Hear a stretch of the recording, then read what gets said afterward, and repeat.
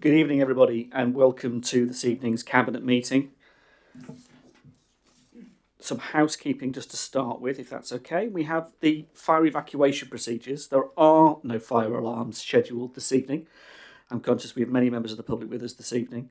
If the fire alarm does sound, then please, we're going to evacuate the building the way you came in. So please go out of the doors at the rear, go through reception, and please meet in the War Memorial Park. Please do not leave, because we want to count you at the end that you've left the building appropriately. So if you do leave through the back door, through the reception, in case there is a fire, but we're not expecting any alarms this evening. The meeting is going to be webcast. It's webcast live now on the internet, and it will be available later on YouTube to review. Microphones. I'm hoping that the speakers have had a quick how to use the microphone, but will help when we get that far, and thank you, Julia, for that.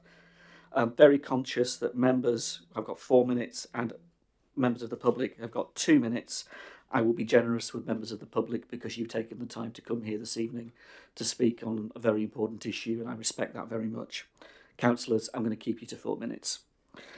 Mobile phones, if we can have them all turned off or turned to silent, that would be helpful. Thank you very much.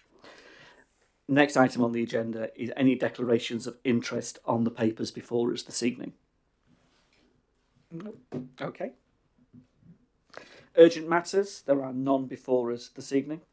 Minutes of the meeting held on the 7th of October. I have the minutes. Do I have your permission, Cabinet, to sign them as a true and accurate record of that meeting? Thank you. I shall do so. There are no leader and portfolio holder announcements this evening, simply because of the agenda and how important it is. And in terms of item 6, the motion that's been referred from Council, the adoption of health in all policies approach, my suggestion, colleagues, is that John and I pick this up offline in the relevant way as both portfolio holders, and we'll go through the motion working with Councillor Connor to put it into practice. If you're comfortable with that direction of travel, we'll do it in that way. I agree. Cool. I'll let Councillor Connor know that we will do that. Item 7 on the agenda is the local plan. And can I ask Councillor Kuznechka to introduce the paper? Thank you very much, Paul. So I suspect many of us are experiencing a very strong sense of déjà vu this evening, because we've been here before almost exactly 2 years ago when we decided to take our first draft local plan to public consultation. But a lot has changed since then. And as we all know, the most significant new development has been the change of government, with its clearly stated desire to build, baby, build. For us here in Basingstoke-Dean, that has meant a significant jump in the housing target that our next local plan needs to meet, from around 830 houses per annum under the old rules to around 1,150 houses each year now. And to save you having to do the maths, that works out at around 6,000 extra new houses over the life of the next local plan. This change has meant that we've had to go back a few stages with our local plan process, but we've done it. And the result is what you see before you this evening, all 1,650 odd pages of it. I'll be the first to admit that developing this draft local plan has been a real challenge. It's involved us making some very difficult decisions, and as a result, sites have been added that were kept out of previous iterations. I don't take any pleasure from that, but I'm here this evening because I genuinely believe that continuing with the plan is better than the alternative of either allowing rampant speculative development or having our planning powers taken away from us by the government. And that really is the choice. Don't let anyone else tell you otherwise. We either take this plan forward and make some decision ourselves, or we allow others to make those decisions for us. With that in mind, I'd like to take this opportunity to thank officers for the huge amount of work that's gone into making this plan so far. And I'm also here this evening to ask Cabinet to give us the green light to take this draft local plan back to public consultation, which is known as Regulation 18 consultation. I think it's also worth me stressing what we're not doing this evening, as I know from correspondence with residents that there are some misconceptions about what's happening. We're not making any decisions on planning applications related to any of the sites contained in this local plan. In many cases, the planning applications are still years away from being submitted, and when they're ready, those decisions will be taken by our Development Control Committee rather than by Cabinet. We're also not making any final decisions on which sites we're going to include in our local plan this evening. We plan to undertake 2 further rounds of public consultation before that happens, So tonight's meeting is far from being the only opportunity that you've got to get your points across. And we're not planning to develop these sites ourselves in the vast majority of cases. We're not progressing this plan because we want to make money from housing developments, as has been suggested a few times. So we're still at a relatively early stage of the process, and there's plenty more that we need to do to get this local plan finalised. And we need to move fast. The government has set all local planning authorities a deadline of December 2026, by which plans must be submitted for review by one of its inspectors. So we've only got 12 months to get all of this done. Interestingly, the government won't tell us what will happen if we miss that deadline. We've asked, they've refused to answer, but it's unlikely to be good news for us. At the very best, we'll end up having to submit a new local plan under a system that's likely to give us fewer decision-making powers than this current one. At the very worst, the government may decide to make the local plan for us. Neither of these options is good news for our borough's residents, so we need to crack on. And that's why we've developed this draft local plan. That's why we're having this meeting this evening. And that's why I'm asking for a decision from Cabinet to share this draft local plan with residents and to get your feedback on it. Thank you. Thank you, Andy. Appreciated. We're going to go through the public speaking now, and I'm going to ask Ken Rattigan, please, if you want to come up first.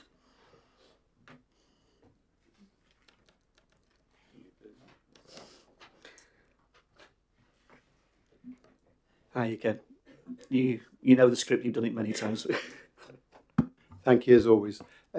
Firstly, I support the work that Andy's done and the local plan team.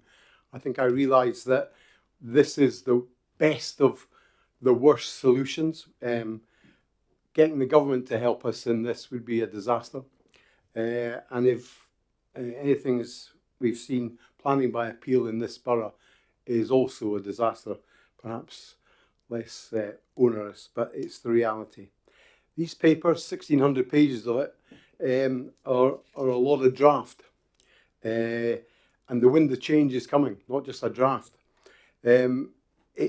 These papers put me in an unprecedented position, actually, because I find I support Sam Carr in his point about the numbers of houses in St Maryborn is too high. There are places you could decide to deliver better and more housing.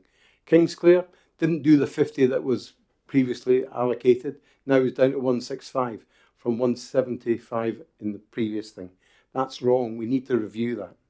Headley could take more numbers, especially if it protects somewhere like Ashford Hill, which is in the same parish, but it's taken its share of housing already. Burghclere, I know you don't have very many houses allocated there, but it's got a big school. And the reality is you're going to be in charge of teaching and schooling and education in the near future. Why are you thinking of busing people from Oakley Farm to the Clare School? It's ridiculous. You're going to be paying for Seine transport. Why don't you build some houses near the school? It makes obvious sense to me and hits your green targets, which is we all signed up for that. I genuinely understand it is difficult to deliver large sites. I myself know I failed when I was leader. So the reality is you're putting a lot of eggs in some very small baskets. I urge you to look at adding sites to this plan, especially along the 340. I think there's places at Pamber and things that would work. And of course, that's in between two large employment sites, the AWE and the hospital, which is not going to move for the next 15 years. I urge you, and I look forward to the changes that you will make, but also the consultation with us as a parish council, but as us as individuals. Thank you. Thank you, Ken, and appreciate your points, and we've recorded that. Can I ask Gillian Moore to come forward, please? Gillian, you're up next.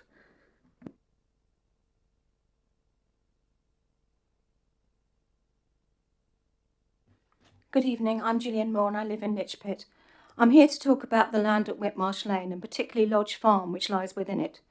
Firstly, I would like to say that I appreciate the council is in a difficult position and I know they've had to make decisions they do not want to make.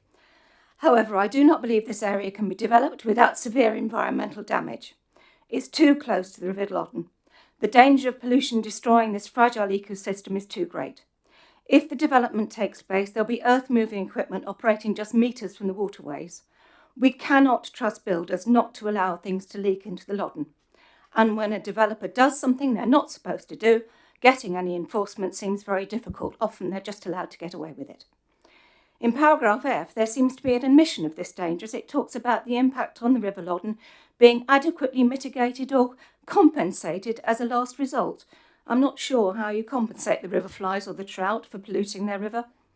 There are rare birds in the area. Amber-listed skylarks nest there. They will not nest in people's back gardens. They will be gone. Red-listed cuckoos can be heard in the area. These will be casualties of development. It's well known that the UK is one of the most nature-depleted countries in the world, and biodiversity is declining. Unfortunately, the President government does not seem to care about these facts, but I hope the Council does. There is mention of overwintering and breeding birds and the requirements of appropriate mitigation and compensation. I don't know what that means. Once a habitat is gone, it's gone. Close to Whitmarsh Lane is ancient woodland, identified on an OS map of 1817. Again, this habitat is in danger from development. On the plan, existing trees and hedges are supposed to be retained, but whatever the plans say, if builders find trees and hedges inconvenient, they will remove them. We've seen this happening in smaller developments locally already. Additionally, the closer you get to the Thames Water STW and the incinerator, the more likely you are to experience the most dreadful smell. Who's going to want to live there anyway? Bang on time. Thank you very much, Jill. Alan, please. Alan Renwick. Good evening, Alan.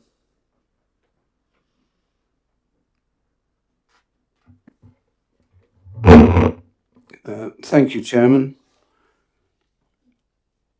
I'm Alan Rennick. I'm a resident in Old Basing. I'm here to talk about a new site. You've renamed two sites and combined it in one, land at Whitmarsh Lane. If you can imagine that I'm facing north, where the chairman sits is the incinerator. I'm at the edge of Old Basing and Pyatt's Hill. Where Councillor Cubitt is sitting is the sewage treatment works. On this side of the land is the River Loddon. In the middle is a place called Lodge Farm, where it's intended to build 600 houses. On this side is land east of Basingstoke, where it's intended to build 900 houses. So the intention is in the combined sites of what used to be called Lodge Farm and what used to be called land east of Basingstoke, 1,500 houses in front of the incinerator and the sewage treatment works. And you'll be conscious that houses were kept away from the incinerator and from the sewage treatment works. The proposal in the spatial strategy, if it's carried forward to the local plan, will mean that the houses are brought back very close to these two facilities. Just to give you some context about the parish of Old Basing and Lichpit, there are about 3,200 to 3,300 dwellings. If you add most of 1,500, there'll be about 200 out of those in the Redlands area. But let's say 1,300 houses. You're getting on towards another Lichpit, because Lichpit has 1,400 dwellings, roughly. This is a sizable development, and there are many environmental issues which I can't cover in 2 minutes. You'll be aware that the entrance to the new proposed land at Whitmarsh Lane is on the A33. The A33 is already at capacity, and this will raise huge problems. We will be putting forward our views on the Regulation 18 consultation, which I understand starts on 28th of this month and runs for 8 weeks. And thank you. Thank you, Alan. Appreciate your contribution. Could I ask Councillor Carter to come forward?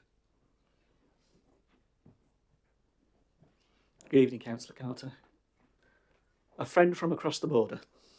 You are most welcome. Thank you, Chair, members, thank you. You're tonight considering including land at West End Farm, Mortimer West End, for around 350 homes in your next local plan. I'm presenting a petition objecting to this proposal, which states, although this land lies within Hampshire, it sits beside Mortimer in West Berkshire and would in practice function as a large extension of that village. The proposed development would dwarf Mortimer West End, which has only about 20 dwellings, and place significant pressure on schools, GP surgeries and other West Berkshire facilities, while providing no funding to support them. We, the undersigned, strongly object to inclusion of this site in BDBC's local plan review and call on the Council to withdraw it from consideration. Although currently promoted only online at the minute, the petition already exceeds 650 signatures and continues to grow daily. Your own settlement study, reviewed on the 4th of September, states that Mortimer West End does not contain key services or facilities serving at least 2 functions, and it is not suitable for inclusion in the settlement hierarchy. That hierarchy focuses growth in sustainable locations. But Mortimer West End isn't even a Category 3 settlement. It has no shop, school or bus link to Basingstoke or to the railway station 2 miles away, yet is proposed for major growth. This proposal seems inconsistent with your own spatial strategy and with the entry under SPS 5.15, which acknowledges the land lies on the borough boundary and outside any established service centre. Development on the site would depend on West Berkshire's doctors, schools and dentists, services already under strain, yet would contribute no SIL or Section 106 funding to them. The site is also seems too small to accommodate the density proposed if it respects the NPPF and the Stratfield Mortimer Neighbourhood Plan, which requires rural edge development to reflect local character and 2-storey height limits. I understand that if you go ahead, both the Office for Nuclear Regulation and West Berkshire emergency planners will need to consider the development's impact on the West Berks off-site emergency plan, given the site's proximity to the outer consultation zone and it's exceeding 200 homes. This raises further questions about whether this scale of development here is appropriate or deliverable. Chair, you must, of course, plan for housing needs, but sustainable growth means the right homes in the right places. A site with no services, cross-boundary impacts and emergency planning constraints can't appear to deliver that. I urge Cabinet to remove West End Farm from the draft plan and focus instead on better connected, sustainable sites within your own settlement hierarchy. Thank you. Thank you very much, Councillor Carter. Appreciate your contribution. We'll take the petition through the usual process. It will need to be validated and all the rest of it, but thank you for submitting. Thank you.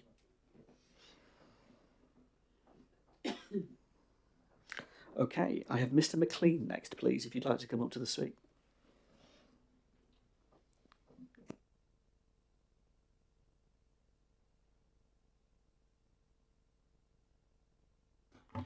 Well, good evening. My name is John McLean. I come from Maple Durwell, and my points are designed to be incorporated with your local plan strategy before it's finalised. I've got 2 points. Firstly, is the sewage in our unique chalk streams.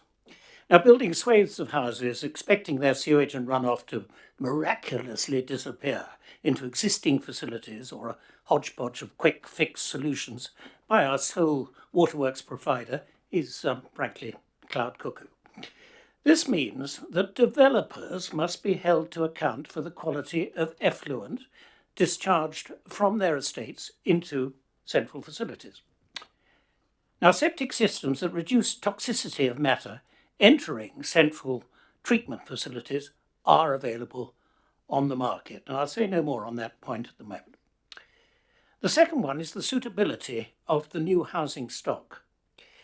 Now, those in my age group will remember, nobody in my age group, those in my age group will remember the 4-minute warning and the efforts made to mitigate its likely effects on the population and keep a semblance of administrative control, local authority. Then there was investment in home defence infrastructure across central government and local authorities, and your old council records will reveal these. Now, Aldermaston is just up the road, and our town produces defence equipment. The threat has not changed. The nub is that any new build approved by your council, I suggest, must include an accessible cellar for the protection of the household. Now, in conclusion, this is an impulsive planning act that requires particular attention to quality control standards to avoid unacceptable workmanship. The two areas I have highlighted, which are the preservation of our natural environment by pre-washing sewage and the inclusion of resilience in the construction of the new builds, standards that reflect these could be anchored into the plan, and it's your opportunity to do that. Thank you. Thank you, Mrs. M. Appreciate your contribution. Thank you. Okay, Mark Thomas is our last public speaker. Mark, if you'd like to come forward.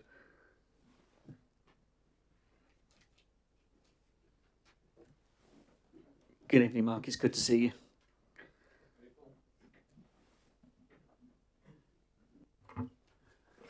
Thank you, Chair. Mark Thomas, I'm a resident of Ellisfield. Principally, I'm here to talk about the inclusion of Upper Swallock in the new draft spatial strategy.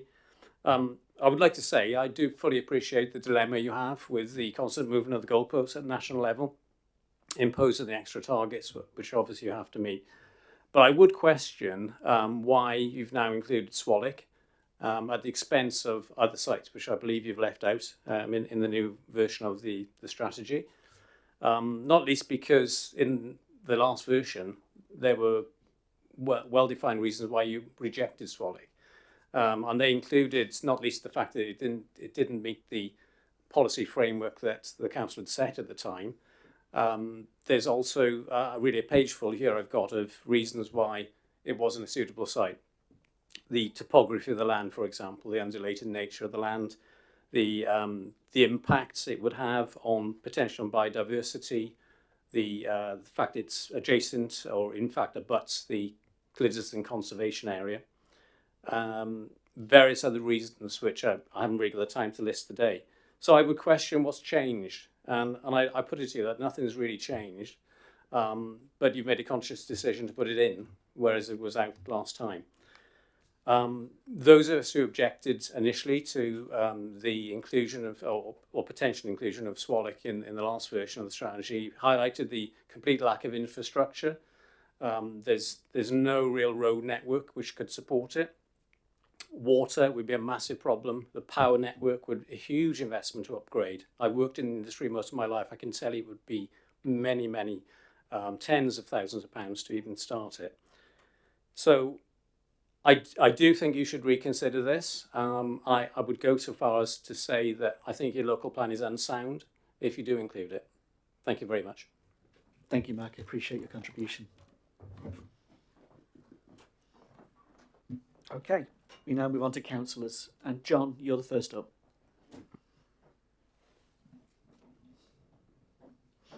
Good evening, Councillor Isaac. Good to see you.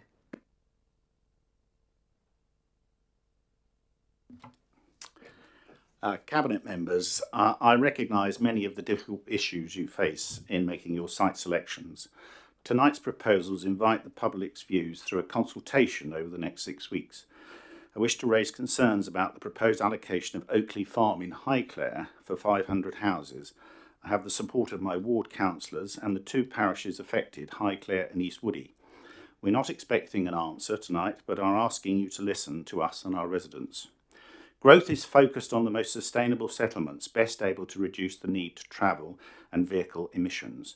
The spatial strategy supports growth in viable rural communities, but seeks to protect their rural character. 3 key principles are stated: directing development to the most sustainable places, ensuring fairness by recognising past delivery, and understanding local constraints and site availability. Oakley Farm has come forward out of the blue. Our small community is concerned about the impact such a large development will have.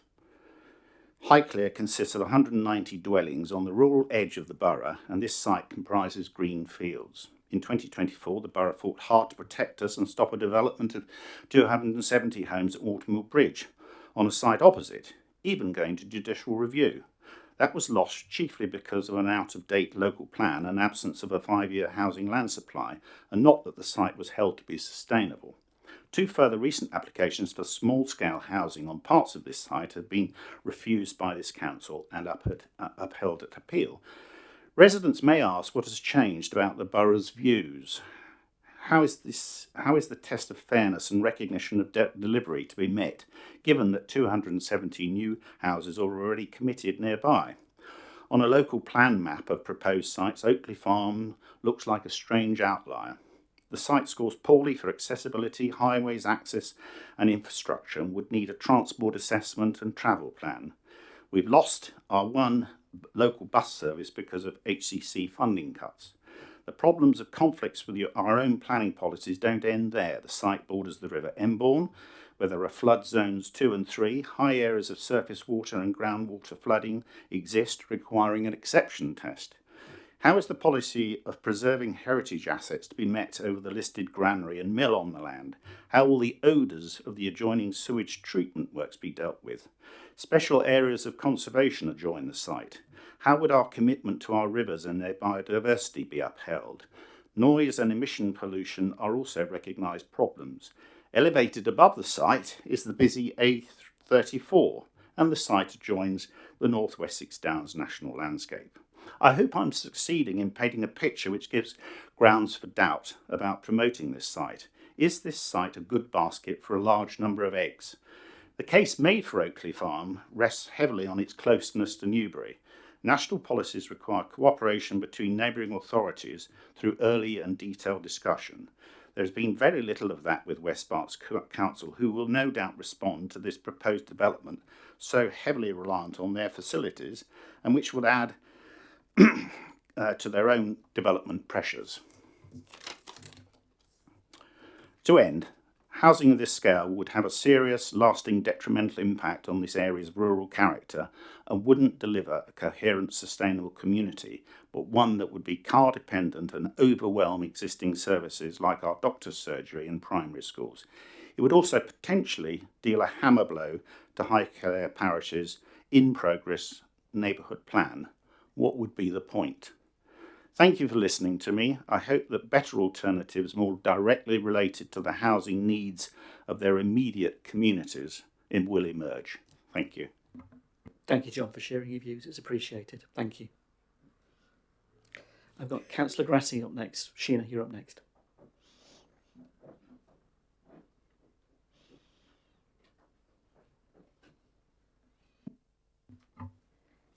Good evening, everyone. I stand before you today to speak not only about the planning proposal, but about our moral duty, our duty to protect health, safety and quality of life for our community. Back in 1970, Maurice Chapman and his colleagues made a wise and thoughtful decision. They chose to site the sewage treatment works on White Marsh Lane in an isolated position. Their goal was simple: to minimise the impact on people's lives. At that time, the system was designed for a population of just 54,000, but since then the number has more than tripled. It has continued to grow at a tremendous rate. What was once a manageable facility is now struggling to cope, and the effects are being felt across the community. Nearby, we have an incinerator, a structure that dominates the landscape and more worryingly affects the very air that we breathe. The fine particulates released from the chimney can penetrate deep into our lungs and bloodstream. And who suffers the most? Our elderly, our children, expecting mothers, the most vulnerable amongst us. We can't just assume that prevailing winds will carry these particulates away. Wind direction change, and when they do, these pollutants drift over Old Basin, Chinham and beyond. Then there's the pungent odours from the sewage works, an issue that has only worsened in recent years. In May, there was a 25% increase of sludge tonnage from 20,000 to 25,000 tonnage, which produces an increasingly greater pungent odour than normal. And during the long hot summer, the smell intensified and lingered, making life unbearable for nearby residents. Windows stayed shut. Simple pleasures, sitting outside enjoying the fresh air, became impossible. The official odour contour map is frankly laughable. The smells don't stop where the lines do. They spread, reaching Chinham and sometimes even far as Lichpit. And no, a few trees and fragrant shrubs will not solve this problem. They might look nice, but they do nothing to stop the odours or airborne pollution. Let us also remember the environmental impact. The River Loddon, a beautiful chalk stream and vital ecosystem, face increasing risks. Flooding, sewage runoff and construction waste could devastate this fragile environment. Once damaged, it may never recover. So I ask you, should we really allow further development at Whitmarsh Lane, knowing all this? The answer should be no. There is an overwhelming, compelling evidence that this development is unsafe, unsustainable, and deeply irresponsible. We cannot, in good conscience, expose more families to pollution, odour and health risks. We have a moral obligation to families who could end up living there and to those who already call Chinham, Old Basin and Lichpit home. Let's stand together, not against progress, but for responsible planning, for clean air, for healthy children, for respect for nature, and for a future we can be proud of. Thank you. Thank you, Sheena. Appreciate your contribution.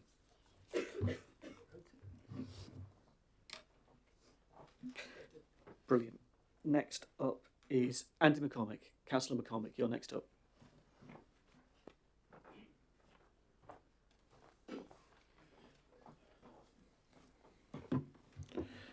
Thank you, Chair. Good evening, everyone. So much has been said tonight about the reasons why we're doing a review of this local plan. The context of that is that there is a shortage of 4 million houses nationwide. That's behind the government's aim to build 1.5 million homes this Parliament, and this is nothing new. Boris Johnson's government had a similar pledge. As a nation, we haven't achieved 300,000 homes per year since the 1970s.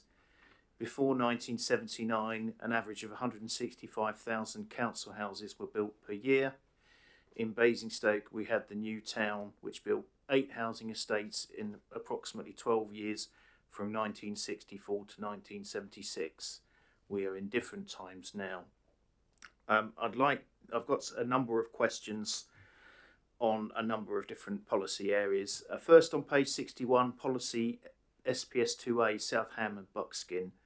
How many houses are you going to build on Buckskin and South Ham? How many houses are you going to demolish? And where is the master plan, which is referenced in that policy? Residents deserve answers. Page 78, policy SPS 5.1, Northern Manydown. Why does it say provision for 2 primary schools, but only for a secondary school if required, when we know it has always been required since the closure of Fort Hill School? Will you upgrade the railway bridge at Worthing to cope with the extra houses and traffic? Will there be a new railway station at Worthing? This was under consideration in the original Manydown proposals, and referred to in the very first issue of Basingstoke and Dean Today back in 1991, which I happen to have in my possession but not brought with me tonight.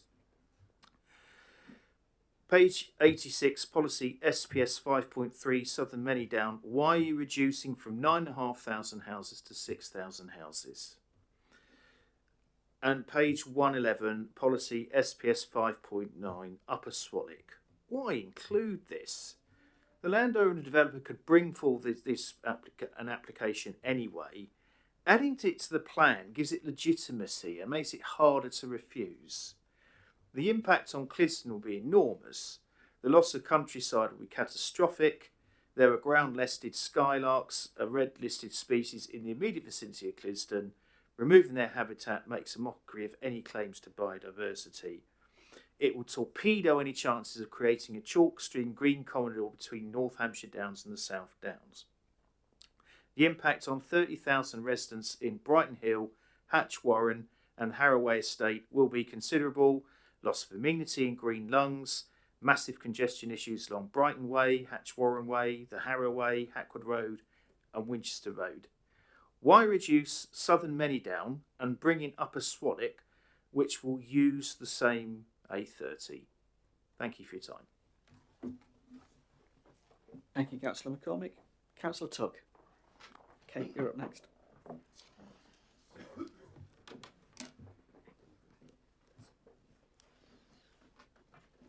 Okay, Kate? Yeah. Thank you, Chair.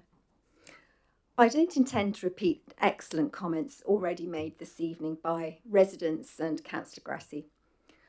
I've seen the difficulty in terms of the work of the Cabinet member and officers in preparing this latest rendition of the local plan. The imposed numbers are shocking, courtesy of the standard method and government whims. Our growth in the 60s and ever since has set us on a ratchet system that continuously imposes exponential growth.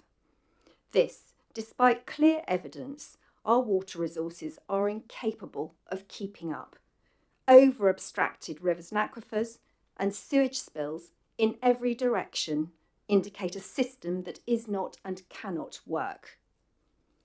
It is a bad plan.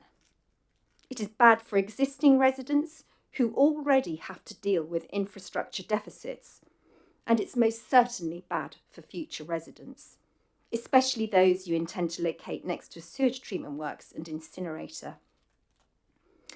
I don't expect you to remove sites tonight. I understand the imperative to move to Regulation 18 again, given the uncertainty of the future local plan processes.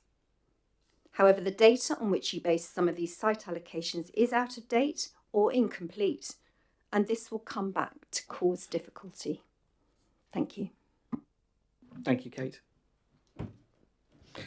Those are all the public speakers and councillors this evening. Andy, would you like to respond to begin with? And then we'll come around the room. Yes, thank you very much, Paul, and thank you very much to all of our speakers for giving up your Tuesday evening, a cold, wet, unpleasant Tuesday evening to come here. Really do appreciate the comments.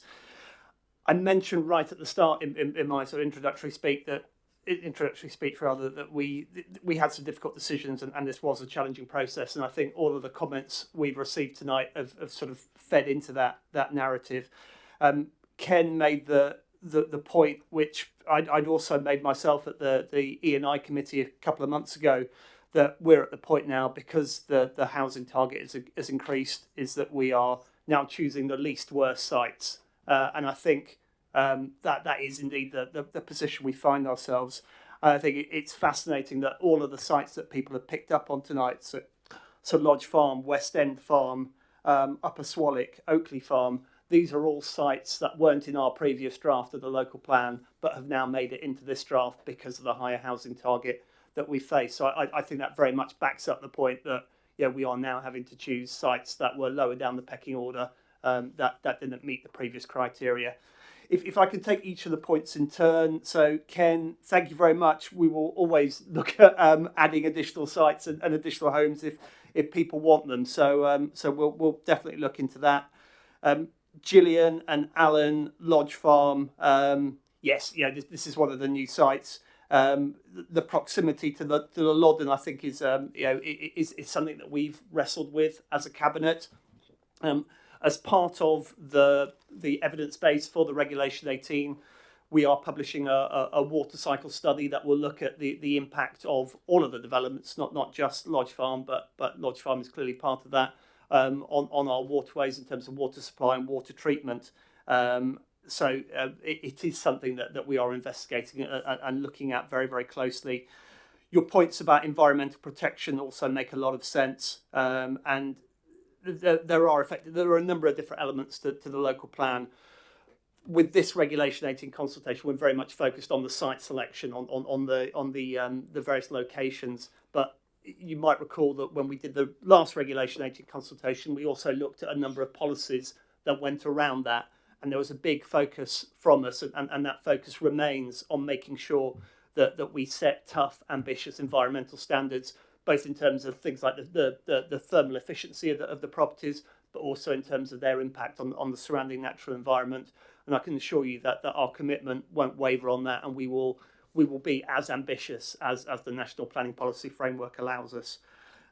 Councillor Carter, thank you for the petition, which obviously we will look at. I can assure you that we are working with your colleagues, the officers in West Berkshire, and will continue to do so. Mr. McLean, the point about sewage is absolutely right. I mean, you mentioned developers need to be held to account. The water companies need to be held to account, and the Environment Agency needs to absolutely step up and make sure that they are held to account. And that will also be clear in the water cycle study that we produced, just what is needed on that front. Your comment about accessible cellars was an interesting one. It's the first time I've heard that, but we will go away and think about it.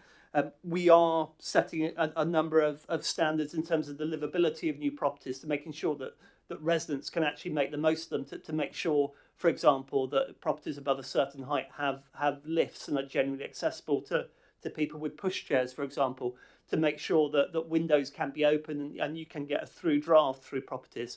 So that's very much already part of our thinking. So we can look at the cellar proposition and see whether that's something we can incorporate into a future draft. Mark, Upper Swallock, what's changed was your question. I think I've alluded to that a little bit earlier on. It's essentially we've had to add 6,000 extra homes to our local plan, and therefore we are putting in sites that previously didn't make the cut. We've had to lower the bar because there are more houses that we need to include, and it's sadly that simple. Moving to the councillor comments, so John, thank you for your views on Oakley Farm. You asked us to listen. We are listening, and we will continue to listen. And this very much is what the Regulation 18 consultation is all about. It's about getting resident and councillor feedback to make sure that we're responding as best we can to the challenge we've been set by government. I would correct you, though, we are in discussions with West Berkshire. Our officer team has been working closely with them and will continue to do so over the coming months as required. Sheena, I was very struck by the wording that you used about the moral duty for a quality of life. I have to say, when I first became aware of the government's new housing target, and I think particularly after having conversations with Cabinet and with officers, when I first really got to, I guess, appreciate what impact that would have on our borough and on our residents, I did have a moment where I questioned whether we should continue on with the plan. And whether I should continue as portfolio holder as well, actually, if I'm being completely frank with you, because of that moral duty. The reason I've continued and the reason why I've pushed for the plan to continue is I genuinely believe it is better that we bring forward this plan and have some control over what happens next, rather than leave it to developers or the government to make those decisions for us. So I absolutely take your point about the moral duty, and I can assure you it's something that does prey on my mind, and I will do absolutely all I can to preserve that quality of life within the constraints that we've been set and within the housing target that we need to meet. Andy, thank you for your questions. I don't have answers to all of them, so I'll make sure we get back to you with those that I don't. In terms of Buckskin and South Ham, as you know, there is currently no master plan. That is something that S&G are working on and consulting with residents. So that will come in the fullness of time. We want to make sure that residents are properly consulted as part of that process. In terms of the reduction in Southern Manydown, that I'm looking at officers as I say this. My understanding is that is down to a lower housing density at Southern Manydown, because we've been advised by our planning experts that, that the initial proposals were perhaps too ambitious in terms of density. So that's why that's come down. Your question about Upper Swallock, why has that been included? It's only been included, Andy, because the Labour government has increased the housing target. It is that simple. It wasn't in the previous plan. The housing target has increased and Upper Swallock has come into play. And that's the reality of it. And Kate, your point about water resources not keeping up, I think, as you said, it was a point that was raised by several of the residents. And again, it's something that Cabinet has thought long and hard about. And I know as the sort of the administration's official champion on green issues and water quality, you've been involved in a lot of these discussions, so you know our thinking around this. Yes, it is an absolute a major concern for us, both in terms of wastewater treatment and wastewater supply, and clean water supply.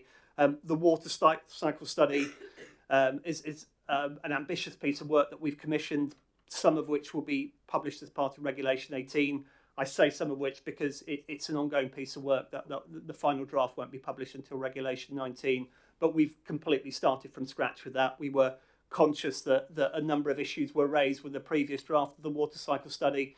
So we've commissioned a new set of consultants to come up with a document completely from scratch, which will be tough. It will demonstrate much more curiosity than the previous draft, and hopefully answer a lot of the questions that your residents and residents across the borough have around water supply and wastewater treatment. And I think that covers everything off. But if I've missed out anything, I'll be happy to speak to people after this meeting. Thank you, Andy. Gavin. Yes, thank you, Chair. We've been here before with this Reg 18, as Andy mentioned. Back then, we had a government who wanted to build 300,000 homes a year. We now have a new government that wants to build 1.5 million homes over 5 years. It doesn't take anyone who's completed Key Stage 2 in maths to work out that's the same number. So quite why we've seen an increase in target makes no sense. A 35% increase to deliver the same number that this government that the last government wanted. It's clearly someone's changed a formula on a spreadsheet in the absence of a policy to work from. I think it's also important to remember the local plan system is flawed. The push for more and more sites seems rather pointless. We already have 7,000 planning consents out there that aren't being built.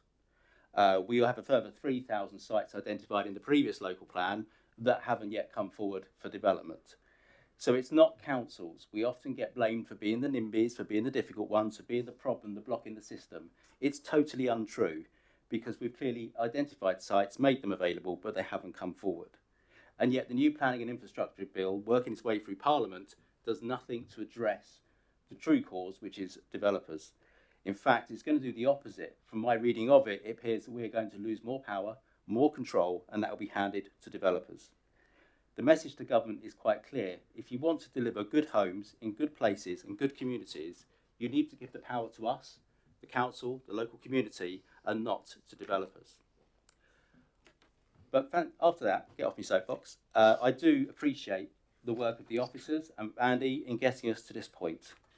We do have to work within the over-restrictive straitjacket of the government processes with the local plan.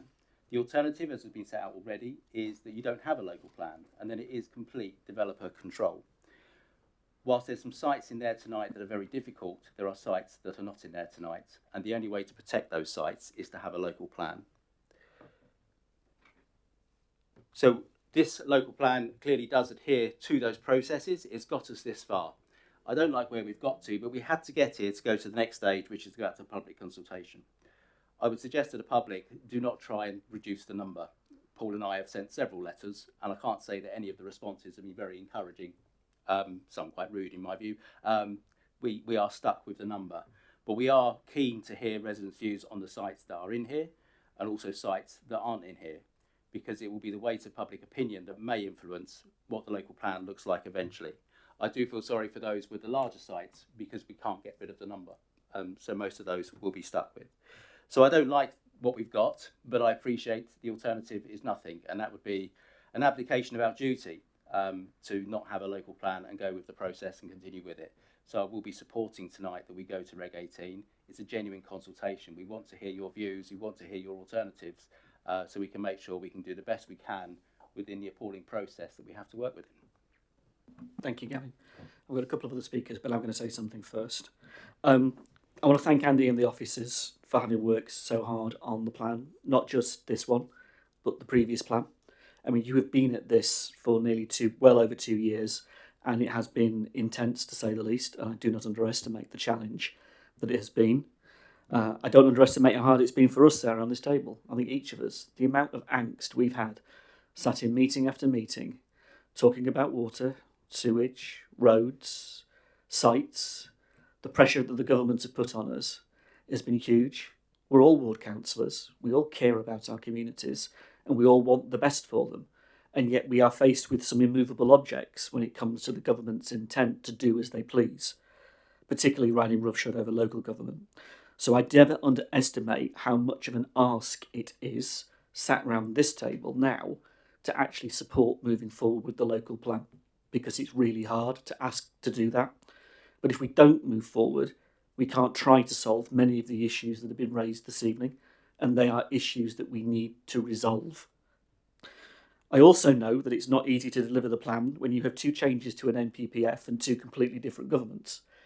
Having stood in front of Michael Gove and tried to talk to him about getting the 830 figure down in the previous government, to which his comment to my face was, no, I'm not reducing the housing number, and he wasn't changing the standard method and never intended to take it away, was pretty disgraceful from a central government position.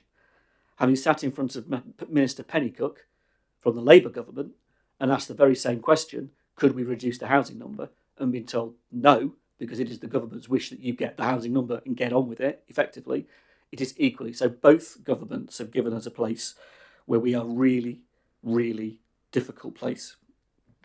So the goalposts have shifted, and I think in the past 2 years what we've done, we've discussed, we've consulted, and we've worked with communities. We've been around our parishes on a regular basis having these discussions, and none of this is a surprise.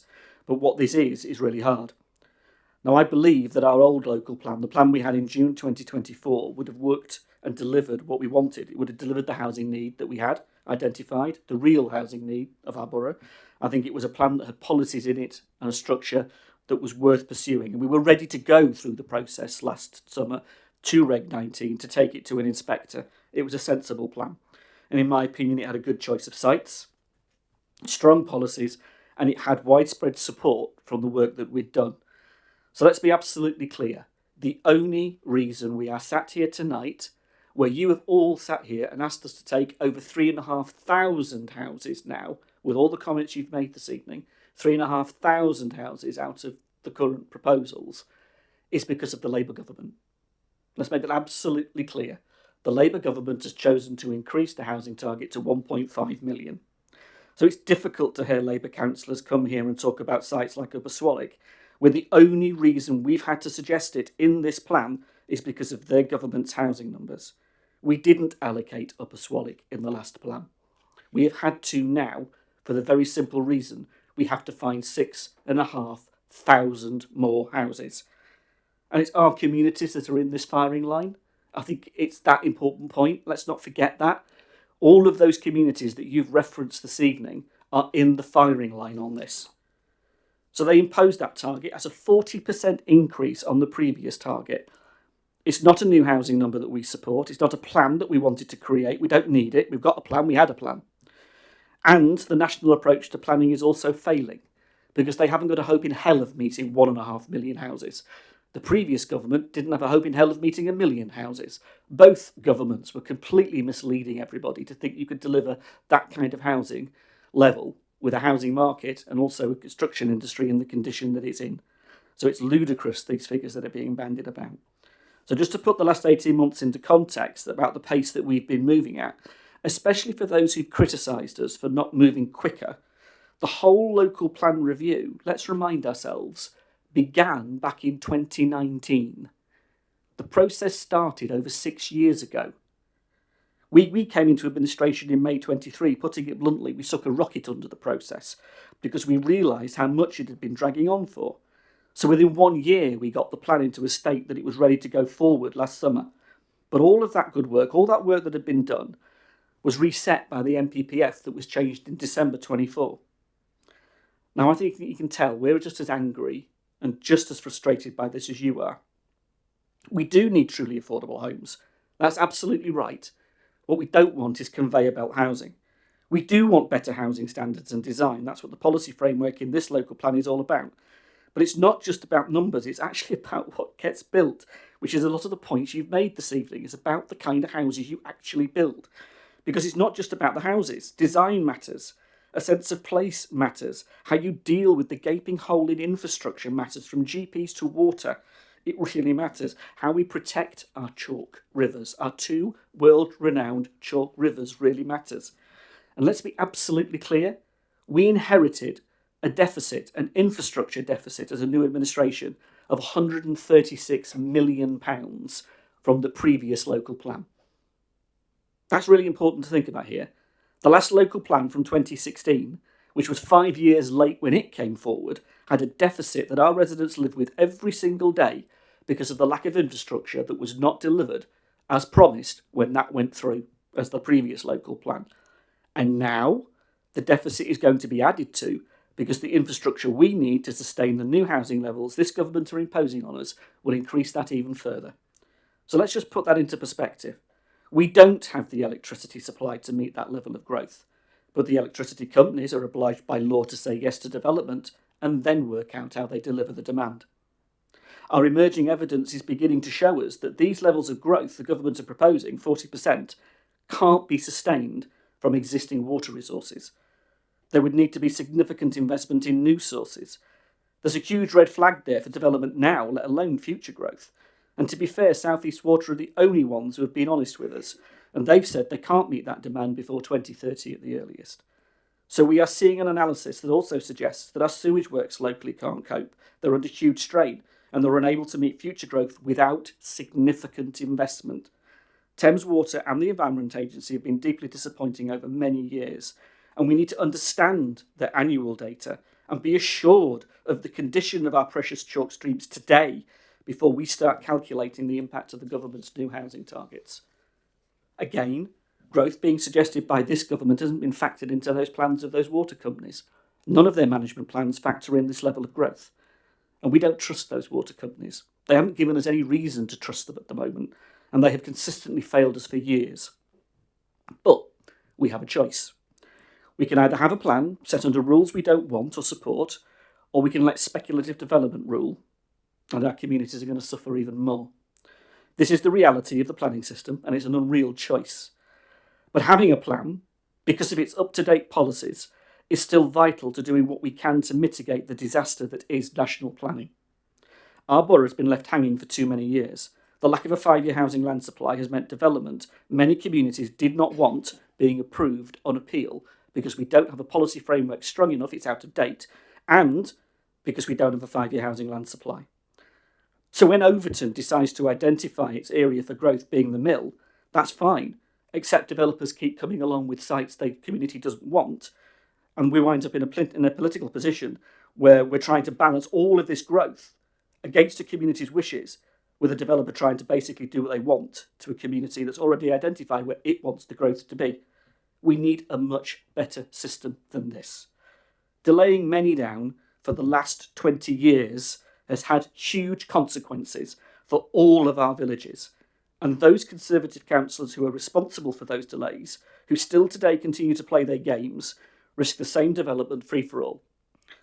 Now, Councillor Isaac said at Cabinet 18 months ago, and I absolutely respect him for this, when he acknowledged the obstacles that he had struggled with in trying to progress many down. And I respect that, and I respect you coming here and saying that 18 months ago.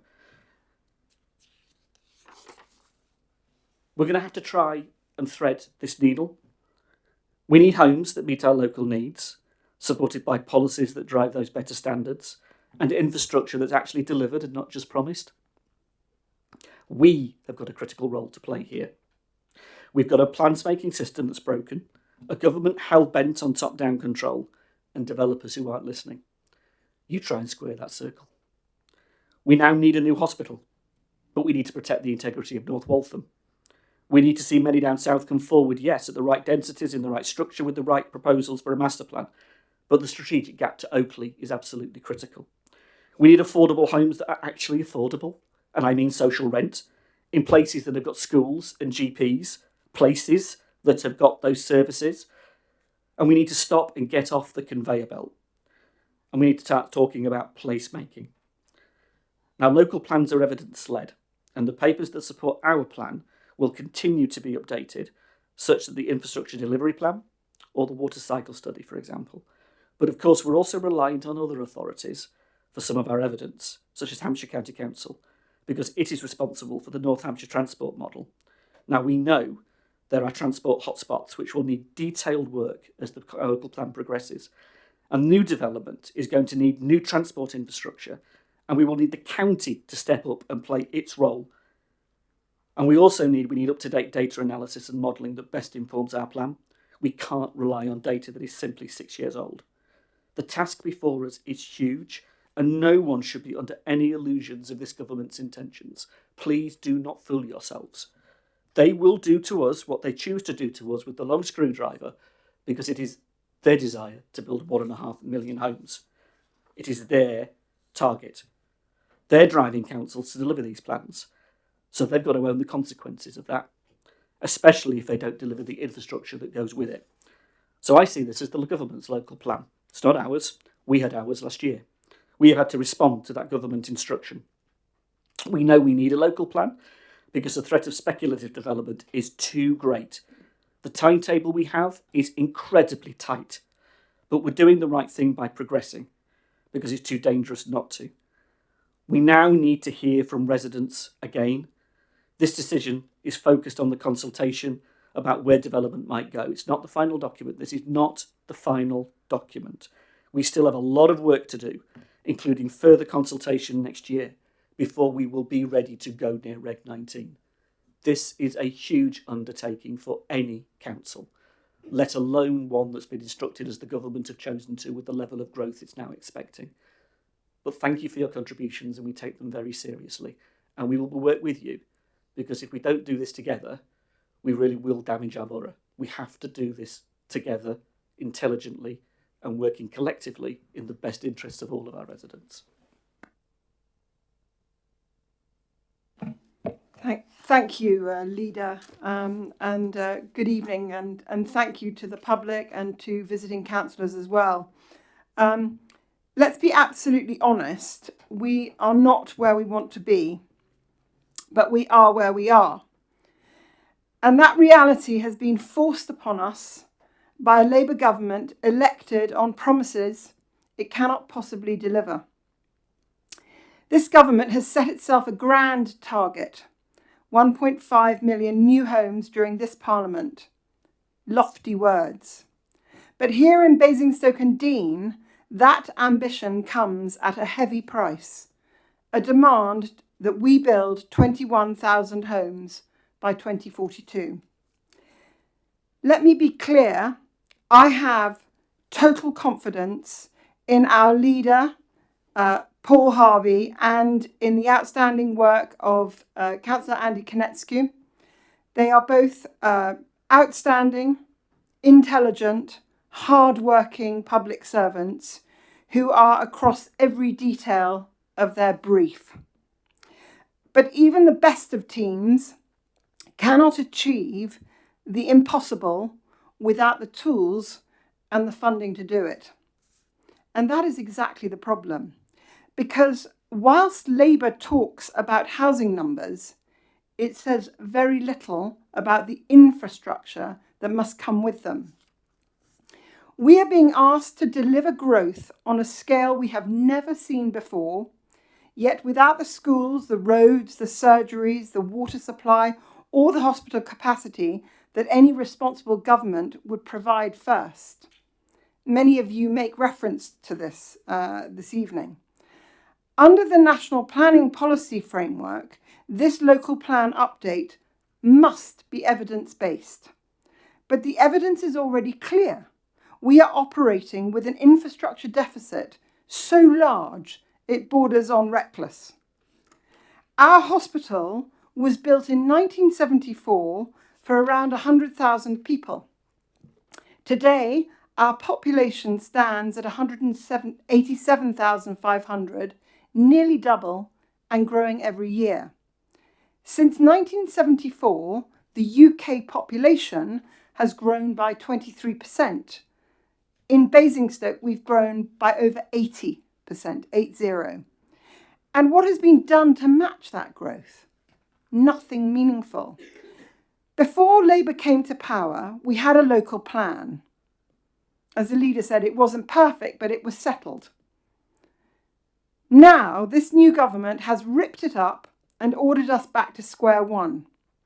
And instead of the 15,000 homes, we're now being forced to plan for 21,000, which represents a 40% increase, dictated by Whitehall with no promise of investment to match. Our county is bankrupt.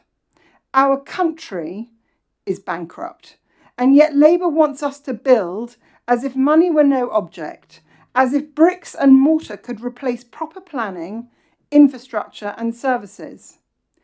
We can't meet the needs of our existing population. We don't have the water.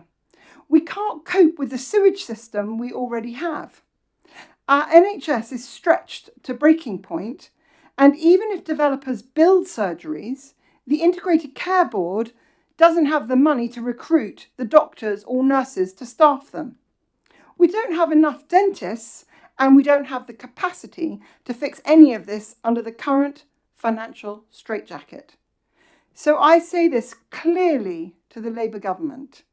If you want these houses, get your chequebook out. Show us the money for our water infrastructure. Show us your money for our hospital and our roads. And show us that you understand the meaning of local consent and sustainable growth, not empty targets set from Westminster. We were promised £20 million by a water provider to make the last local plan sound.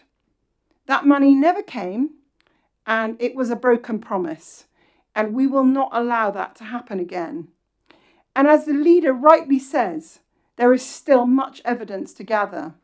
This is not the final plan, it is a draft, and tonight's decision must be reviewed once every piece of key evidence is on the table. So yes, with a heavy heart, I will support this draft Regulation 18 local plan going out to consultation. But let me be crystal clear, this is not a blank cheque for Labour's housing agenda. This is a call to arms for the people of Basingstoke and Deane, because ultimately this fight is not about politics, it's about fairness, and it's about whether communities like ours are treated as partners or as dumping grounds for national housing targets. So to our residents, I say this, and to those that are here, thank you, but please spread the word. Now is the time to speak up, and now is the time to stand up, engage in this consultation, make your voices impossible to ignore. This is your borough, your town, your community, and your future, and together we will make damn sure that Basingstoke and Deane is not forgotten and never taken for granted by national government. Thank you. Thank you, Anna-Lee. Chris. Thank you, Leader. Again, I wholeheartedly welcome everybody and thank you for their contributions. I'm not going to repeat what people have said here. Clearly, the government have put us in this position, and our officers and the portfolio holder, we've all been working as hard as we can. But I kind of agree with the leader here that this is we're at a waypoint. This is going out for consultation on the sites, but we've got more work to do, more scrutiny, more updates, because as we've seen, these policies have been changed by the government rapidly, and the word rushed us as springs to mind. So we've got documents that aren't quite complete. We've learnt about the water. We mightn't have enough water. We certainly have problems with sewage, and we have doubt about whether the water companies will invest the money that we need. So we've also got just recently, we've only just seen it as members, a report on evaluation of our sites that we put before you. And to be honest, I'll be quite honest with you, there are elements in there that highlight many of the sites have red warnings, if you like, in a RAG rating system. We need to look at it. There are some errors. We need to go in and drill into this in much deeper way with our officers. We talked about this transport strategy back to 2019. I went to a developer who's actually one of the developers doing windfalls or trying to push in a development. It's actually possibly going to be in our local plan, but they want to go ahead with it. But they actually, having spoken to their transport consultant, are still using the 2019 data that the county are issuing, and they're still trying to push mass rapid transit systems. They know the highway networks are not going to be good enough, and they want to get people on bicycles. Good idea, but realistically, where are the buses? All of that. They're still working to that. So we have to get our policies in place quickly so that these guys work to what we want.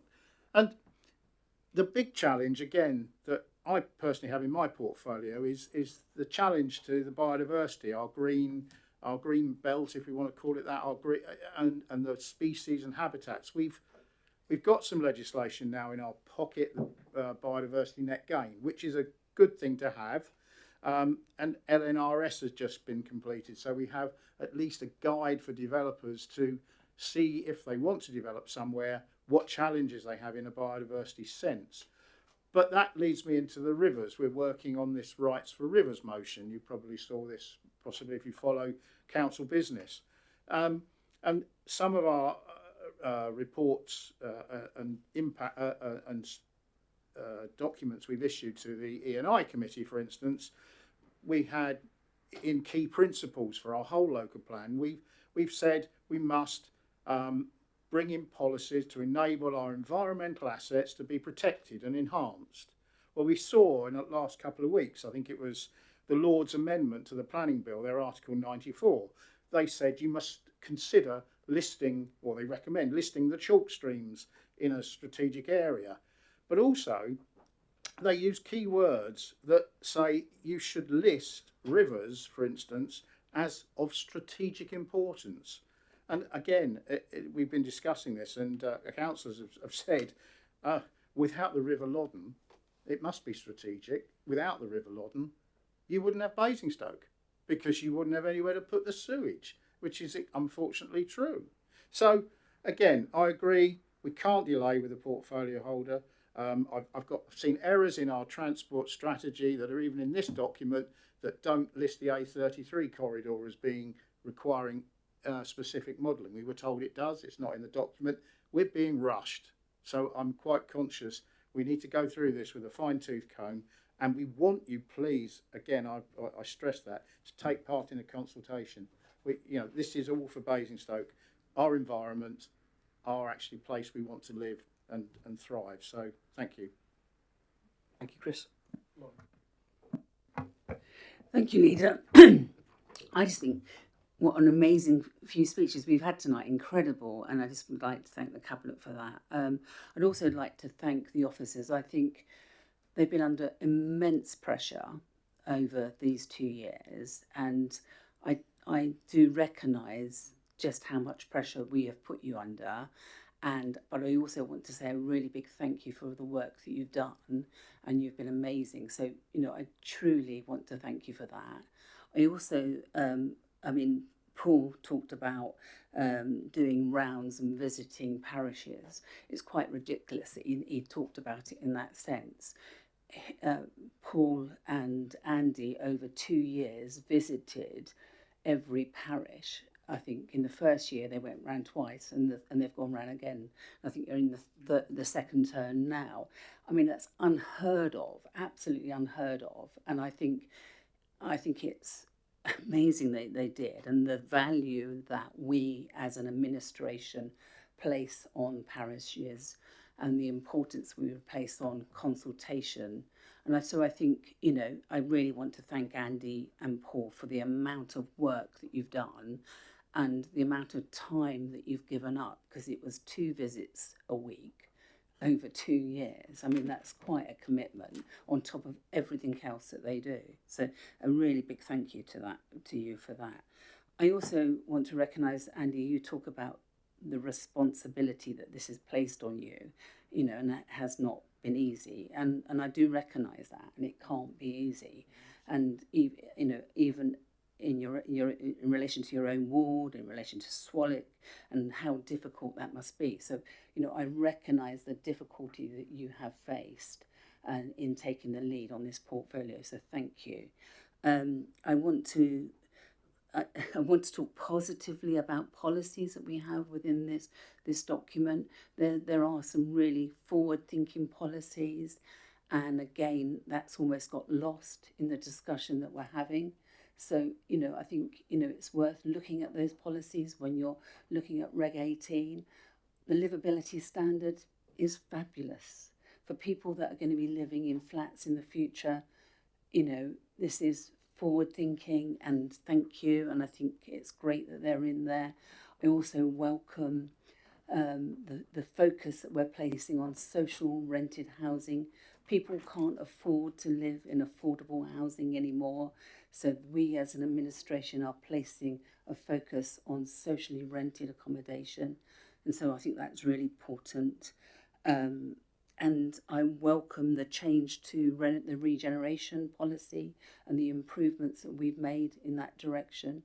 So, I think there's lots of concern that's been raised here tonight. I don't need to rehash that. That's been said. But there's also some real positives. But I just want to say thank you. So thank you, everybody. Thank you, Laura. Kerry. I'm going to keep this very brief. Again, I want to recognise the hard work of the officers to progress the plan with the difficulties of multiple NPPF changes, increases in housing numbers, and having a strict deadline imposed on them. Not to discount also the politics that often gets in the way and slows down the plan process. I want to say thank you to Andy. This is the second Reg 18 you've got, and I think the duty you've taken on to do that is really impressive, and I also understand how difficult it is, so thanks. Finally, to sum up, I am content to vote for the recommendations for the plan to move forward to public consultation with the understanding that this isn't the final version of the plan, and we all have our chance to fight for changes and suggest improvements. So, thanks. Thank you, Kerry. John. It's the devil in the deep blue sea is the expression that comes to my mind as I've watched from a community perspective as this draft plan has come together. I've seen the hard work done by officers and the absolute commitment, particularly of Councillor Konieczko. I'm in awe actually of the commitment and the quality of the work, Andy, that you've done. And I feel that the best way for me to recognise that is to support the plan going forward to Regulation 18 this evening. Both to thank you and to the officers whose work has got us to this stage. It's the devil in the deep blue sea, and unfortunately we've had to choose. Thank you, John, and thank you, everybody. And well said. We haven't debated this lightly. We haven't made these decisions to put before you what we're putting before you lightly. And we have a recommendation on page 10 of our papers. Very clear, to approve to go to Reg 18 and to delegate authority to the Head of Planning and Infrastructure in consultation with the portfolio holder to agree the final version of the updated draft plan for consultation. So those 2 bullet points are our recommendations. Are you happy to approve that in order that we proceed? Agreed. Thank you very much. And thank you to everybody who's made a contribution this evening. You have been heard. I can assure you of that. Right, I'm going to go back to the main agenda. I've only got 2 public speakers left, so we'll take it as it is on the agenda. Item 8 is the draft budget for this year. Councillor James, Gavin. Yes, good evening, members. You would have seen this as it's been in development over recent months. What I should say from the outset is that the government still haven't told us what we're getting. Last year they promised us a 3-year spending review to give us a 3-year funding, but since then they've gone out to consultation on a new funding formula, which they haven't yet agreed or told us what it's going to be. So we have based it on the sense that we are getting what we expected. So this budget is subject to change as we go through. It's going to be as normal sometime the week before Christmas, where the government finally announced what funding we're getting, which makes budget setting quite difficult. I am pleased to say, though, with the excellent work of our finance team, that we have produced a balanced budget for the next 2 years, and we're still working on that 3rd year to make sure that's free as well, which takes us to the end of this borough's existence if LGR goes ahead. And of course the LGR on the horizon also makes planning difficult, because making long-term decisions is quite difficult in terms of revenue, because it'll be a new authority that take over responsibility for it. There are, however, some things in the budget. They're quite a bit smaller this year, recognising the challenge around the finances and also the success that we've had in recent years of putting a lot into the budget that's worked really, really well and doesn't need to be changed. I'll go through some of the more expensive items. They don't start particularly exciting. One is around software. Our Microsoft license is going to expire. We're going to renew it with a new license with a few more extra bits of software that give us protection from cyber security, which apparently is very important. We've also got a new programme that's going to make sure that the public have better visibility of SIL and 106 monies, which in the long term should save us some money because officers won't have to field so many questions about it. In the meantime, staffing-wise, it is our planning team that is going to get the extra resource and support. The local planners exhausted everybody, but we need to make sure that we need to get enforcement right, particularly as people have mentioned around the infrastructure deficits and what's being provided and not being provided by developers. Keep an eye on developers as they go anywhere near the River Loddon. So we've got some more money going into the budget to support our planning team. We've also set aside some money recognising that waste is changing, and many years ago the council took a decision, not us, to issue some smaller waste bins. And as we move into the new modern collection cycles, some people may find it difficult. So we've got a contingency to replace bins where necessary. We're also still committed to keeping our streets clean and tidy. And there's going to be some extra money going into jet washing. It was hugely successful in the town centre. There's other areas as well where jet washing can make a difference. And the other bit is around artificial intelligence. AI is here, it's coming to the council. We've got to see how we can use those tools and resources to make us more efficient in the long term so we can be more productive, and there's some money going into that. That's a rather nice budget item, because the challenge for our new data officer and AI officer is to save enough to pay their own wages very, very quickly. So hopefully that will work out well. So those are the headlines. We go to consultation, it goes to resources. I think that starts tonight or tomorrow morning. And then we go to Resources Committee on the 25th of November. We'll then come back and conclude in January, and it'll be presented before Council for approval in February. Brilliant. Thank you very much, Gavin. Anybody else? Laura. Thank you. I just want to talk about a few things that are in the budget. Gavin talked tonight about the jet washing. I walked the town today to identify those areas, hoping that we may get this through. So I'm not saying that I'm optimistic, but I've already identified where we're going to spend this money. So I'm quite excited. So just to let you know that I've got plans. Also, I think it's exciting in relation to further improving the top of town in what we're wanting to do with licences for tables and chairs, and how we can support those businesses in reducing the licenses for tables and chairs. And there's 2 or 3 options on that. And again, that's just about our commitment to the top of town and what we want to do there. And taxis, we're again looking at what we can do to support taxis in relation to their emissions, but also how we can have further and more taxis within the town.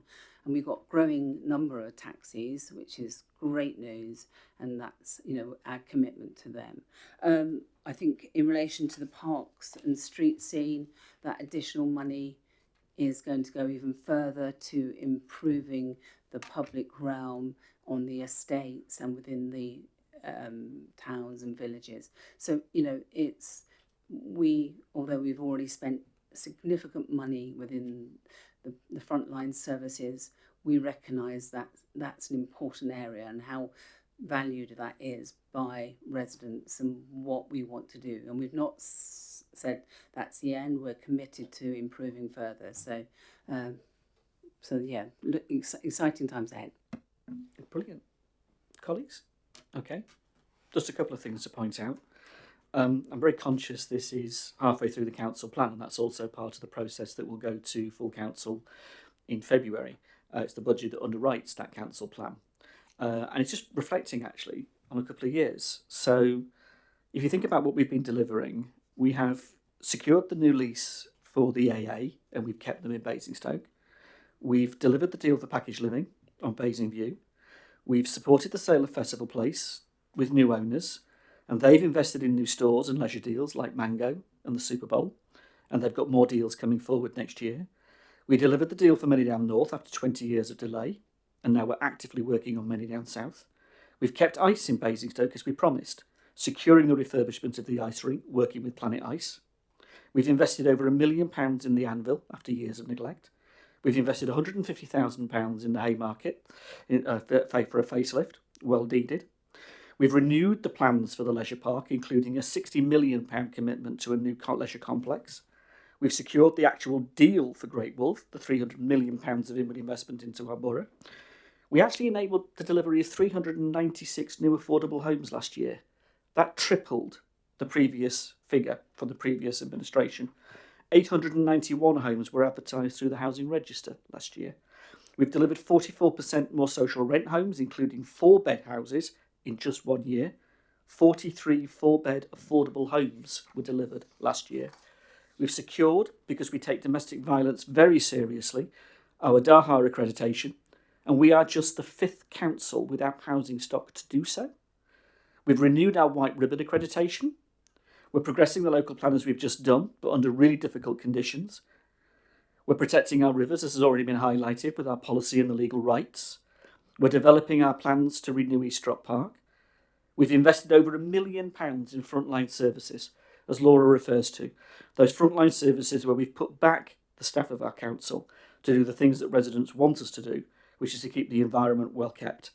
We've invested £1 million in securing the future of May Place, and the Social Inclusion Partnership celebrated its 10 years, and it's going strong, supporting our most vulnerable residents. We actually invested in cleaning and improving the environment in the top of town after years of neglect. And again, we picked up the baton from the county council who didn't want to paint their railings, so we painted our railings in our town centre for them. We rolled out a programme of support for electric black taxis. I think it's 26 is the figure I think that's been delivered so far, if I remember the performance papers.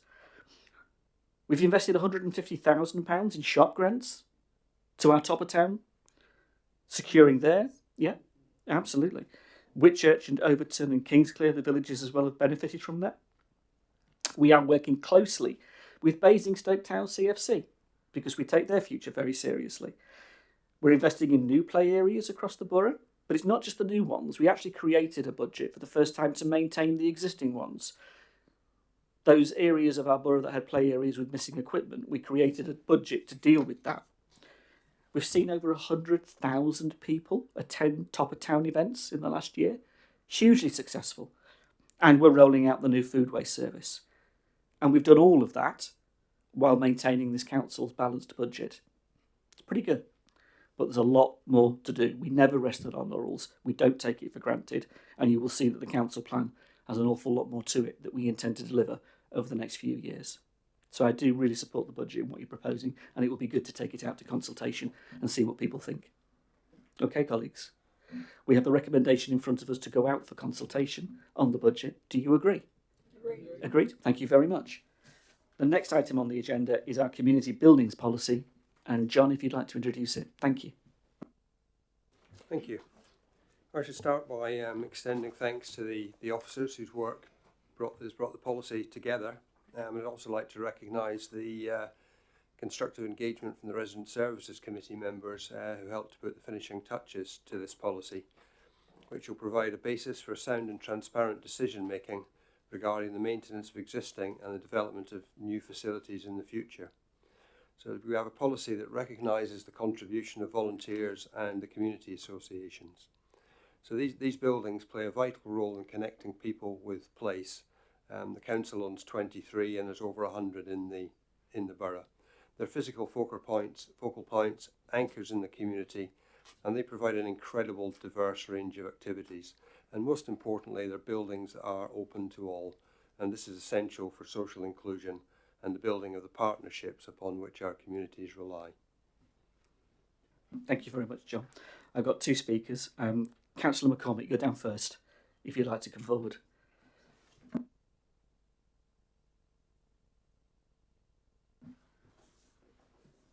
Hello again, Andy. You've got the floor.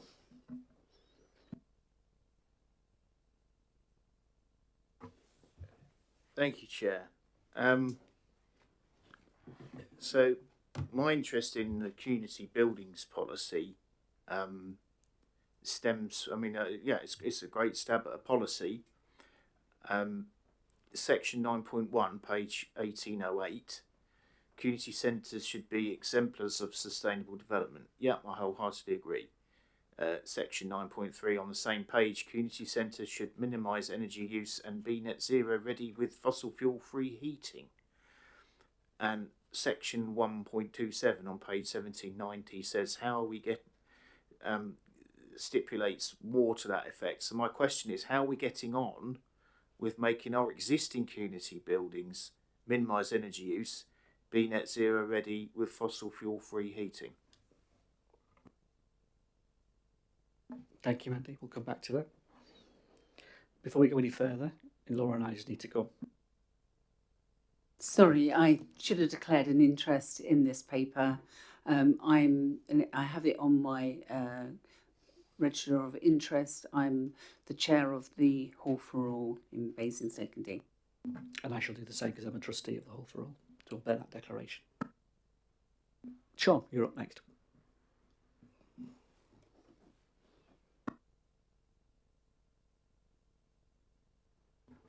Thank you, Leader.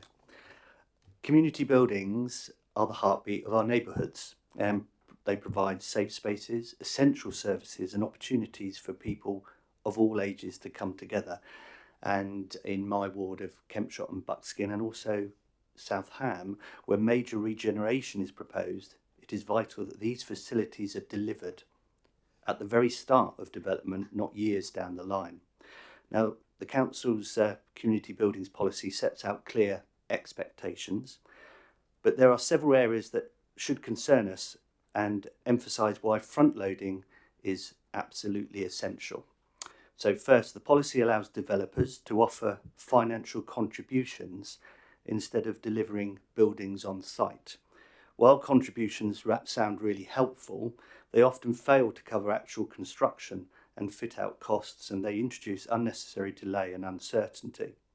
Second, the policy requires needs assessments and audits of existing provision, and these are important, but they can take months or longer, and they must not be used as justification for postponing community facilities until late in the development process. Third, although the policy strongly encourages early delivery, it does not formally require it. It does not formally require community buildings to be provided in phase 1. And without firm commitments, we do risk developers pushing these vital spaces to the very end of their schemes. And fourth, the emphasis on co-location of services, while is sensible in many contexts, could lead to fewer overall facilities or the loss of localised hubs that are essential to large estates like Buckskin and South Ham. Centralisation must not come at the expense of accessibility. So taken together, these elements underline why front-loading is not just desirable, it is essential. And without early delivery of community buildings, new residents, could be left without the very services and social spaces required to build cohesive, thriving neighbourhoods. Existing facilities and surrounding areas will also struggle to cope with additional demand. So in conclusion, could Cabinet please take on board these concerns, and given the importance of delivering community infrastructure from day one or in phase one, can Cabinet confirm as equal partners in the proposed regeneration of Buckskin and South Ham whether the portfolio holder for major projects and regeneration, or communities, will engage with S&G Housing Association to ensure that community facility provision is front-loaded and delivered in the early stages of any regeneration across these estates? Thank you very much. John, if you'd like to come back. Yeah, so with Andy's points around the environmental performance of existing buildings, I don't have that data to hand, but I'll be happy to put something together and supply that to you at a later date, because you're absolutely right that we need to look after the existing estate as well as consider how we move forward. Sean's point about starter development and having early delivery in any programme is well made and understood. I would probably use South Ham as an example. Is that we have to be. It would be easy to say yes, let's have it straight away. But in the context of that example, being pragmatic, we actually need a master plan first to make sure the right facility is built in the right place. My preference also is for buildings and not for contributions, but we have to have a policy that allows for the real world as it may develop. In terms of co-location of services, the point's absolutely right. We don't want one huge community centre serving a massive area. That doesn't serve a community well, and that's why within the policy we do talk about the distances to travel to certain locations. But we do know from speaking to community associations that the best way to run a community centre is to make sure you have a certain size of facilities, so you can get the higher rate in, you can accommodate the activities that the community needs. The wider point about South Ham, before I hand over to Councillor Cubitt, perhaps to talk about the project point of view, is to make it clear that the specific requirement for a community centre in South Ham to replace Westside isn't strictly in the ambit of this policy. But I've said it in Cabinet before, and I've said in other meetings, that I want to see a community centre delivered as early in the programme for South Ham as possible when that master plan emerges. And I would just underline the support that this council has already given to the community association in terms of providing, supporting alongside our partners the Kings Road Cafe and the conversion of the pub that is in the pipeline to provide something until the master plan provides the proper long-term solution. Thank you, John. Councillor Cubitt.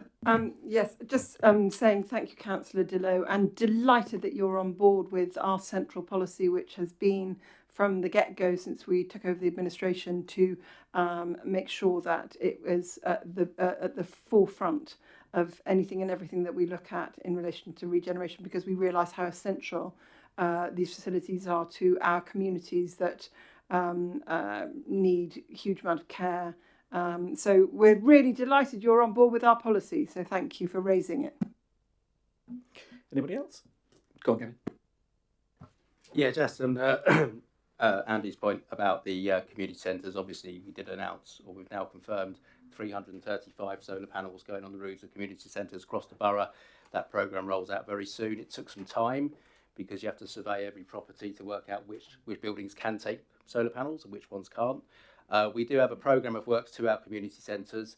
We're running at about 3 a year. It obviously makes sense when you go and have a look at a community centre to do everything at once rather than sort of doing it in bits. So as we go around the community centres, those that don't have solar panels, when we look at those buildings, we look at the fabric of those buildings, that might be an opportunity to strengthen the roof, put in the solar panels, put in the insulation, put in triple glazing.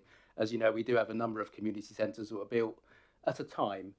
Certainly the one in Oakridge was built in a time, and actually it's really difficult to put triple glazing in it because it's kind of can't cope with that And so there's obviously some work that goes on to actually totally regenerate it from scratch. So that work is ongoing. It's a slow process. It's like the Forth Bridge. By the time we've finished, technology would have moved on. We'll start again. But it's absolutely key to us as an authority to make sure it doesn't help council down net zero, but it councils the borough's net zero, and it really helps community centres do more for the communities without the cost of electric. So that work will carry on, and if we could get it going faster, we could, but it takes time to do the surveys, and sometimes involves closing a centre for some time to do that work, and obviously we can't close them all at once. So it's a rolling programme. Anybody else? Brilliant. Just a couple of points to make, I think. I get where Sean's coming from, and it's kind of like the story of Oak Ridge, because the community centre was delivered in that first phase, and it made the whole regeneration work, and that's the critical point. I think where we've slipped up historically, and this is lessons that we've learnt, was where, for example, on Hounston Fields, regrettably, the planning application that went through under the old local plan didn't provide what you've just said. So that community has now been built out. And the last thought is the community centre, and that's wrong. And we know that. And that's disappointing. So the idea of making sure that we have a policy in our local plan that puts infrastructure first becomes important. So that's one of the key policies. There is an overlap between planning policy and this policy. So the idea that a developer would have to provide an infrastructure plan at the point of outline application in order that you have confidence and we have confidence in what they're proposing is actually a really good policy of what we're proposing in the Reg 18 to take us back to that debate earlier. So this all links up. It all links up. The other point is Section 106 is that are index linked. We need to make sure that we have proper Section 106 agreements that meet the need. And I'm conscious of Section 106 agreements that were agreed historically, and I'm going back a decade now, whereby they didn't have that index link. And so the construction costs now don't meet what's required. And so there are issues there within that we need to address, and we're addressing them in the local plan and in what we're proposing. And finally, in terms of the west side, I am very aware of the conversations that are taking place, but the critical importance that the community shape those conversations, that it isn't councillors and it isn't SNG, it's actually the residents that shape the form of the community centre that comes forward, because it's critical for them in terms of the services they would then see delivered from that community centre, that it meets those needs as expressed. So there's a lot of work to do. It's not just a box on a master plan. That's part of it, but it's beyond that. It's a whole conversation with the community about the principles and how they own the building. The ownership piece is really important. Priming those sorts of facilities with managers matters, but having the community own the facility in a way that it's theirs, and then they're running and they're letting, and for example, the children's services that can be delivered out of those sorts of facilities is hugely important. So there's a whole range of policy across the whole council that you've touched on quite rightly that we need to be aware of. So thank you. So going forward, we have the recommendation in front of us on the papers. Are we happy to take the recommendation? Agreed? Thank you, colleagues. There are no other papers this evening. Thank you very much.